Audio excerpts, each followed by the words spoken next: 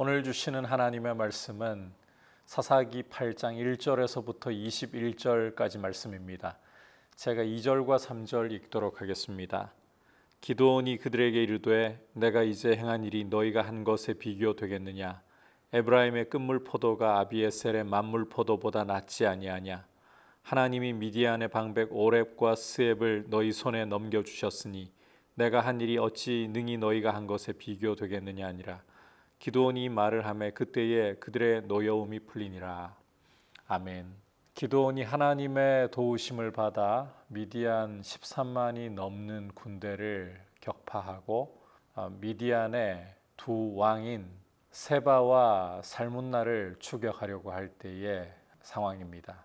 이제 미디안 군대를 격파하고 난 후에 기드온이 이스라엘 사람들의 도움을 요청했었죠. 전장에 내려와서 미디안을 격파하는 일에 참여하라. 그때에 에브라임 지파가 참여해서 미디안의 두 방백인 오렙과 스앱을 잡아 죽이고 그 머리를 들고 기드온에게 나왔다. 자, 그런데 분위기가 이상합니다. 이 에브라임 사람들이 기드온이 목숨을 걸고 미디안과 싸울 때에는 사실 뒷짐지고 있었던 거죠. 미디안이 겁이 나니까 뒷짐지고 있었던 거죠.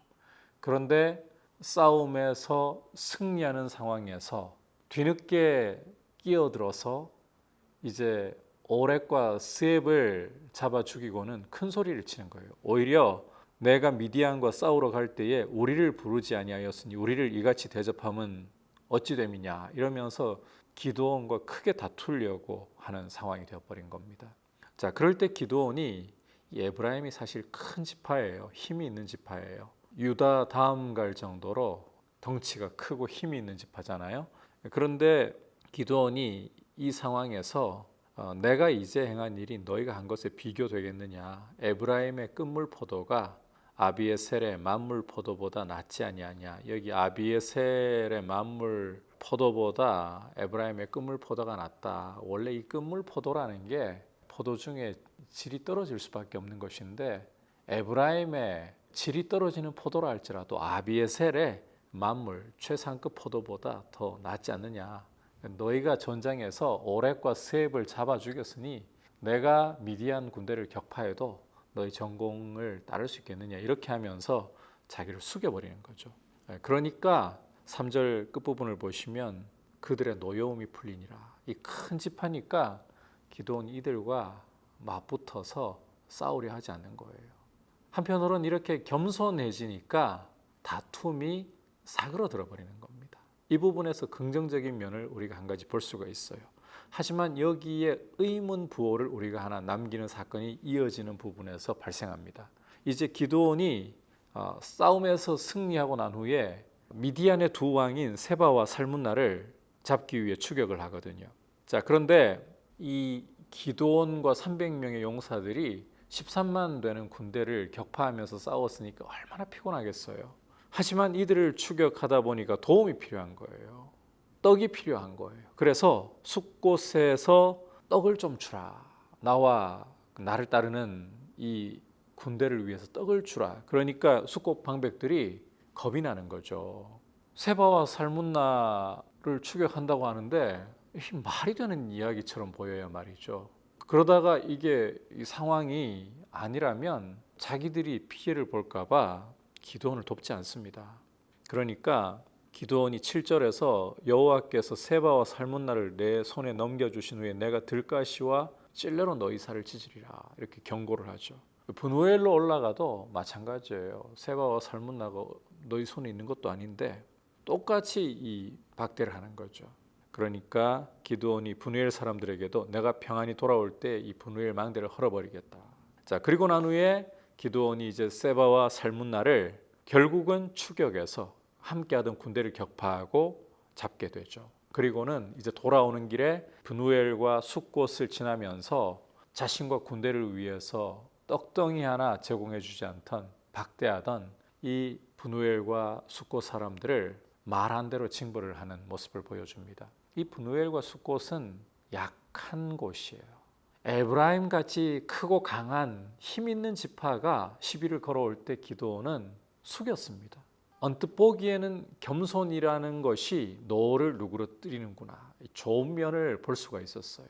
그런데 이 기드온의 모습을 이 싸움의 결말부에서 보면 강자 앞에서는 숙였고 약자 앞에서는 이 숫곳이나 분우엘이나 이러나 저러나 자기가 목숨 걸고 구원하려 했던 이스라엘 동포들 아닙니까? 약자 앞에서는 강하게 되어버리는 거예요. 강자 앞에서는 숙이면서 약하게 되고 약자 앞에서는 강하게 되어버리고, 이게 참 기드온에게서 안타까운 면입니다.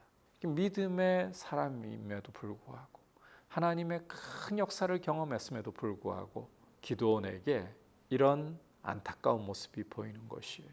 히브리서 11장에서 우리는 이 믿음의 선진들 가운데 기드온의 이름을 볼 수가 있습니다. 실제 믿음으로 하나님 앞에 순종하려고 했었고, 우리는 기드온을 믿음의 큰 용사로 칭찬할 만합니다. 물론 하나님의 은혜가 기드온을 이런 믿음의 용사로 만든 것이지만, 그런데 우리 인생이라는 것이 참 얼마나 연약한가, 얼마나 우리 마음은 교만해지기 쉽고 참 죄악으로 흘러가기 쉬운가. 이와 같이 강자 앞에 약해지고 약자 앞에 강해졌던 이 기드온은 결국 이제 다음 시간에 보시겠지만 처백에서 태어난 아들의 이름을 아비멜렉이라고 지으면서, 아비멜렉의 이름 뜻이 내 아버지는 왕이다. 결국은 이렇게 안타까운 모습으로 인생을 마무리하는 것을 볼 수가 있습니다. 하나님 앞에 이렇게 큰 용사로 쓰임 받았지만, 그러나 항상 하나님의 은혜 앞에서 겸손하지 않으면 강자 앞에 약해지고 약자 앞에 강해지며 믿음을 아름답게 지키지 못하는 이런 모습으로 흘러갈 수도 있다. 우리가 기드온을 통해서 이와 같은 어둠의 모습을 보면서 우리 자신이 조심하고 하나님의 은혜를 늘 의지하는 모습으로 서 있어야 합니다. 반면 이러한 상황 속에서도 그래도 긍정적인 면, 밝은 면을 보자면 기드온이 비록 결과적으로는 강자 앞에 약하게 나간 것이지만, 그러나 겸손히 노를 누그러뜨릴 수 있구나, 이 사실을 우리가 보면서 겸손한 모습을 가지는 것이 그냥 겉보기만이 아니라 정말 예수님처럼 온유하고 겸손한 모습을 가지는 것이 참 유익한 모습이다. 이것을 생각하고 하나님의 은혜를 의지하고 겸손한 모습으로 우리 자신을 드릴 수 있기를 축복합니다. 기도하겠습니다. 하나님 아버지, 오늘 기드온의 모습을 통해서 아무리 은혜를 받고 믿음으로 참 큰 족적을 남기더라도 인생은 인생일 뿐이라는 사실을 보면서 더욱더 주님 은혜를 의지할 수 있기를 원합니다. 교만해지지 않도록 은혜로 마음을 붙드시고 겸손히 주님과 동행할 수 있도록 늘 인도하여 주옵소서. 예수님의 이름으로 기도드립니다. 아멘.